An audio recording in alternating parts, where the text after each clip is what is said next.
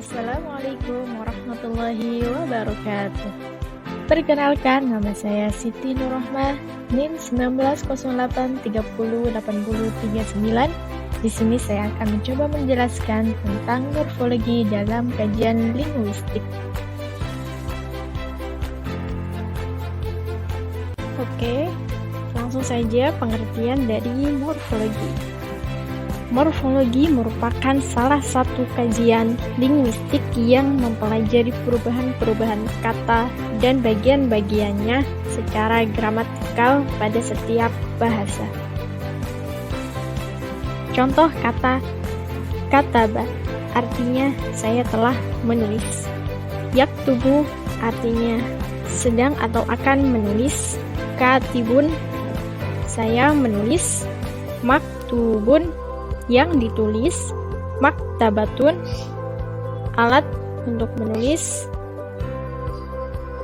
Kitabun buku atau tulisan. Kitabatun menulis, dan seterusnya.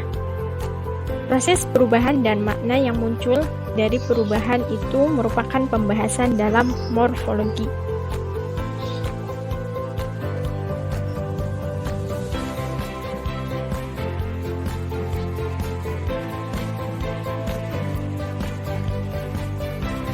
Baik, sekarang kita membahas tentang morfem. Yang pertama, pengertian dari morfem, yaitu satuan bahasa terkecil yang maknanya secara relatif stabil dan yang tidak dapat dibagi atas bagian bermakna yang lebih kecil lagi. Morfem nanti akan dibahas juga tentang kata dan hubungan antara morfem dan kata. Morfem terdapat 3 jenis. Jenis yang pertama ada morfem bebas, al-harru al-morfem, yaitu morfem yang bisa digunakan secara bebas tanpa terikat dengan morfem lain. Dalam bahasa Arab seperti kata alimun, kitabun, qalamun, alimun. Jenis yang kedua ada morfem terikat, al-muqidu al-morfem, yaitu morfem yang tidak dapat dipakai secara mandiri tetapi harus bersambung dengan morfem lain. Dalam bahasa Arab seperti huruf ta untuk jamak muannats salim, contoh mukminatun. Huruf wawu dan nun untuk menunjukkan jamak mudzakkar salim, contoh mukminuna. Dan ta marbutha untuk menunjukkan jamak muannats, untuk menunjukkan muannats. Contohnya tholibatun. Maksudnya itu kata tholibatun gabungan dari tholib yang dia tidak bisa berdiri sendiri tanpa tamar buto. Tholibatun menunjukkan jamak muannats yang artinya murid itu lebih dari satu atau beberapa murid perempuan.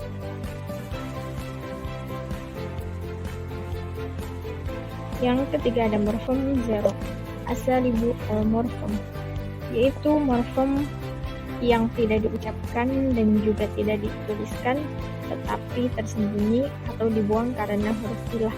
Contohnya,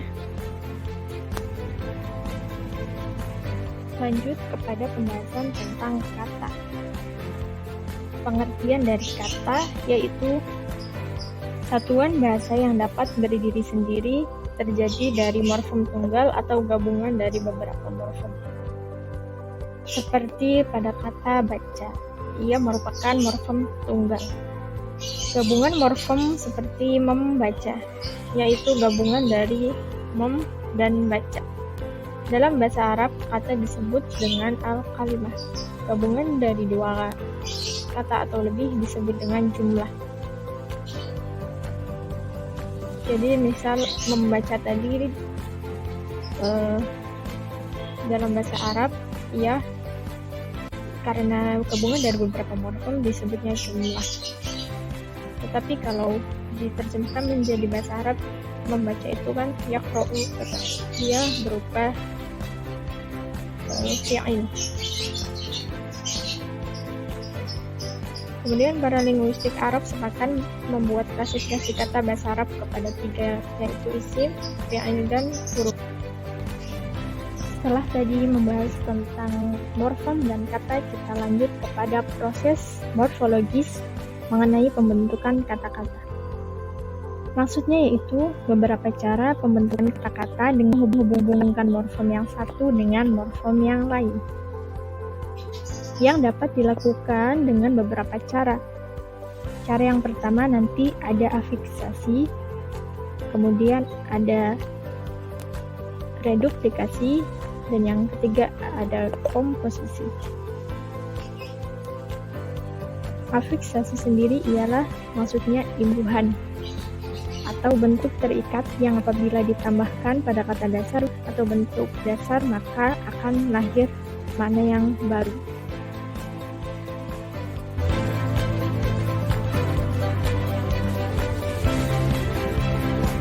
Yang pertama menggunakan cara yaitu afiksasi.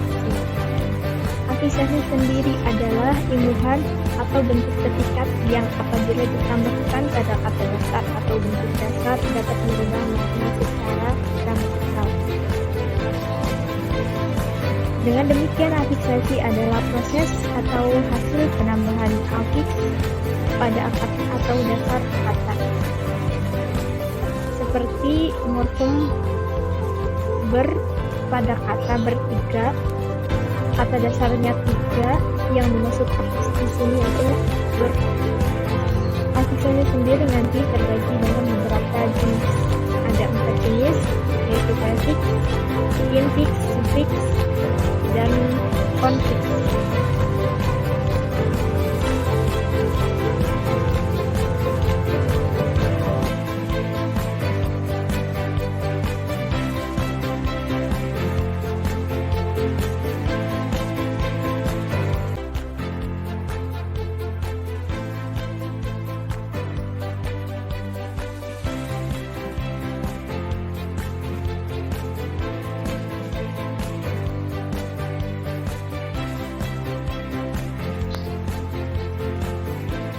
Baik, kita masuk kepada pembahasan prefiks. Karena yang sebelumnya tidak dapat saya rekam suaranya, jadi mulai dari saat ini ya penjelasan mengenai prefiksnya. Oke, adapun prefiks yaitu afiks yang diletakkan di muka dasar, misalnya mem, di, ber, dan lain-lain. Yang kedua infiks, yaitu afiks yang di dalam bentuk dasar, misalnya .el, .em, dan seterusnya. Yang kemudian sufiks yaitu afiks yang diletakkan di belakang dasar, misalnya .kan, .nya. Yang keempat yaitu konfiks, adalah imbuhan yang terdiri dari 2 unsur, satu di muka bentuk dasar dan satu lagi di belakang bentuk dasar. Contohnya membaca, kata dasarnya ialah baca, imbuhannya berupa mem, masuk kepada jenis prefiks. Gerigi, kata dasarnya ialah gigi, imbuhannya er di tengah-tengah kata dasar, masuk kepada jenis infiks. Yang ketiga, temali, kata dasarnya ialah tali, imbuhannya em di tengah kata dasar, masuk kepada jenis infiks. Kemudian contoh bukunya, namanya, rumahnya, kata dasarnya ialah rumah, imbuhannya berupanya di belakang kata dasar, masuk kepada jenis sufiks. Dan contoh memberikan atau menyampaikan, kata dasarnya ialah sampai, imbuhannya berupa mem di awal kata dasar dan kan di belakang kata dasar, masuk kepada jenis konfiks. Yang kedua ialah reduplikasi, yaitu proses morfemis yang mengulang bentuk dasar, baik secara keseluruhan, sebagian maupun dengan perubahan bunyi. Pengulangan dalam bentuk keseluruhan seperti buku-buku, meja-meja, tas-tas, dan lain-lain. Makna yang muncul dari pengulangan secara keseluruhan ini pada umumnya memunculkan makna menunjukkan plural. Pengulangan secara sebagian seperti lelaki dari kata dasarnya ialah laki, pengulangan dalam bentuk perubahan bunyi seperti bolak-balik, gotong royong, dan lain-lain. Yang ketiga ada komposisi. Komposisi adalah hasil dan proses penggabungan morfem dasar dengan morfem dasar yang lain dijadikan satu, baik yang bebas maupun yang terikat, sehingga terbentuk sebuah leksikal yang baru dan makna yang baru seperti pada kata rumah sakit, tangan kanan, lintah darat, panjang tangan, dan lain-lain. Dalam bahasa Arab juga banyak ditemukan seperti kata hijrul aswadi, babul fasli. Hijrul aswadi, babul fasli, kutubud dirasat. Lalu pembentukan kata dalam bahasa-bahasa di dunia memiliki dua sifat. Yang pertama, membentuk kata-kata yang bersifat inflektif, dan kedua yang bersifat derivatif. Inflektif ialah unsur yang ditambahkan pada sebuah kata untuk menunjukkan suatu hubungan gramatikal. Seperti huruf wawu yang ditambahkan pada akhir kata fi'il menunjukkan makna jamak atau plural. Seperti kata khoroju, kho, ro, jim, wawu, alif yang berarti mereka telah keluar. Zahabu, zahaba, wawu, alif yang berarti mereka telah pergi, dan seterusnya. Dalam bahasa Arab, inflektif disebut dengan at-tasrif al-lughawi. Kemudian sifat yang kedua, derivatif, adalah proses pengimbuhan afiks non-inflektif pada dasar untuk membentuk kata. Dalam bahasa Arab, misalnya kata syoro bisa juga dibentuk menjadi mausyurun. Kelas katanya sama dengan nasyurun, yaitu sama-sama isim. Mausyurun isim maf'ul dan nasyurun isim fi'il, tetapi maknanya yang berbeda. Nasyurun bermakna penolong, sementara mausyurun bermakna yang ditolong.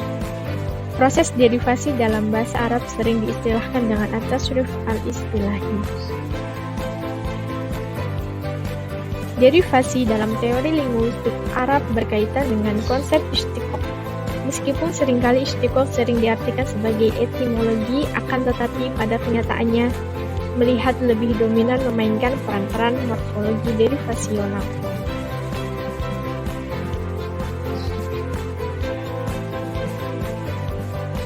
Lalu Ibnu Jinni memulai klasifikasi kategori istiqoq dalam tradisi gramatika Arab yang sebelumnya masih abstrak ke dalam 3 jenis. Yang pertama al-istiqoq asy-shaghir, yang kedua al-istiqoq al-kabir, wa al-istiqoq al-kubbar. Istiqoq syaghir dapat dipahami sebagai pembentukan kata dari satu bentuk dasar dengan mempertahankan urutan struktur radikal konsonannya. Istiqoq kabir dalam terminologi linguistik modern semacam metatesis, misalnya kelompok kata lukiba. Sedangkan istiqoq kubar adalah semacam konsep akronim, yaitu pembentukan kata dari dua kata atau lebih yang dalam teori linguistik Arab dikenal dengan an-nahat.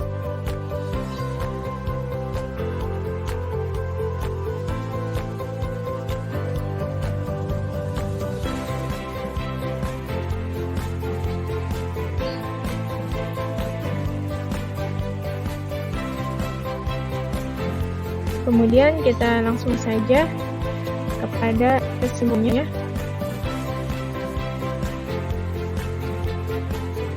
Pembentukan kata dalam morfologi derivasional ini berhubungan dengan aspek leksikal untuk kebutuhan pembentukan kata baru. Pembentukan kata secara derivatif dalam bahasa Arab pada kelas nomina memungkinkan terjadinya proses nominalisasi deverba maupun denomina. Begitu pula pada kelas verba memungkinkan terjadinya proses verbalisasi domina maupun deverba. Oleh karenanya, dari satu radikal konsonan saja dapat dibentuk kata bentukan yang sangat variatif. Ini kemudian menjadi ciri khas dari morfologi bahasa Arab. Lalu kita kembali kepada pengertian morfologi. Secara etimologi, kata morfologi diserap dari bahasa Inggris morfologi.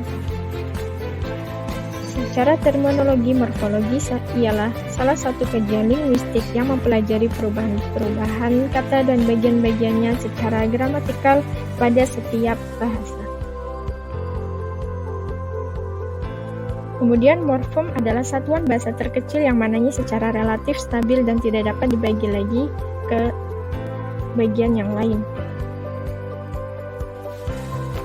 Yang dimaksud dengan kata adalah satuan bahasa yang dapat berdiri sendiri, terjadi dari morfem tunggal, gabungan atau morfem yang lain, atau gabungan dari beberapa morfem.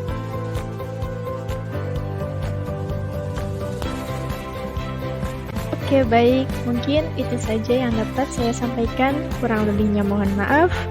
Jangan lupa like, share, dan komen video ini jika menurut kalian video ini bermanfaat. Wassalamualaikum warahmatullahi wabarakatuh. Dadah.